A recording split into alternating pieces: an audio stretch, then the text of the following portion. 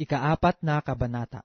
Mga takot nga tayo, yamang may iniwang pangako ng pagpasok sa kanyang kapahingahan. Baka sakaling sino man sa inyo ay maging tulad sa di nakaabot niyaon. Sapagkat tunay na tayo'y pinangaralan ng mabubuting balita, kaya rin naman nila. Ngunit hindi nila pinakinabangan ang salitang napakinggan, dahil sa walang kalakip na pananampalataya ang nangakarinig. Sapagkat tayong nagsisipanampalataya ay nagsisipasok sa kapahingahang yaon, gaya ng sinabi niya, gaya ng aking isinumpa sa aking kagalitan. Sila'y hindi magsisipasok sa aking kapahingahan, bagamat ang mga gawa ay nangatapos mula nang itatag ang sanglibutan. Sapagkat sa isang dako ay sinabi niya ang ganito tungkol sa ikapitong araw, at nagpahinga ng ikapitong araw ang Diyos sa lahat ng kanyang mga gawa. At sa dakong ito ay muling sinabi, sila'y hindi magsisipasok sa aking kapahingahan. Kaya't yamang may natitira pang ibang dapat magsipasok doon, at ang mga pinangaralan ng una ng mabubuting balita ay hindi nangapasok dahil sa pagsuway, ay muling nagtangi siya ng isang araw.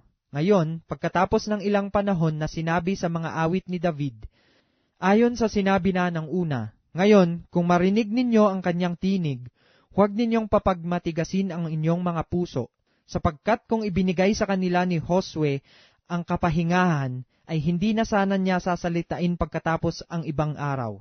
May natitira pang ang isang pamamahingang Sabat, ukol sa bayan ng Diyos, sapagkat ang pumasok sa kanyang kapahingahan ay nagpahinga naman sa kanyang mga gawa, gaya ng Diyos sa kanyang mga gawa. Magsipagsikap nga tayo ng pagpasok sa kapahingahang yaon, upang huwag marapa ang sino man ayon sa gayong halimbawa ng pagsuway.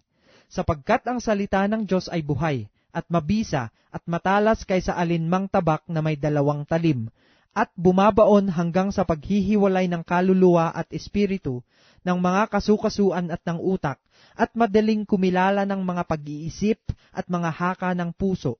At walang anumang nilalang na hindi nahahayag sa kanyang paningin, ngunit ang lahat ng mga bagay ay hubad at hayag sa harapan ng mga mata niyaong ating pagsusulitan.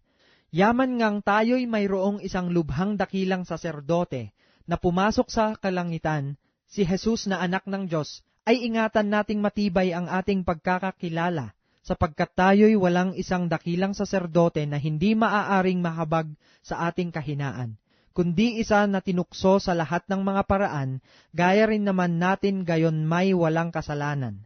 Magsilapit nga tayong may pagkakatiwala sa luklukan ng biyaya, upang tayo'y magsipagtamo ng awa, at mga kasumpong ng biyaya upang tumulong sa atin sa panahon ng pangangailangan.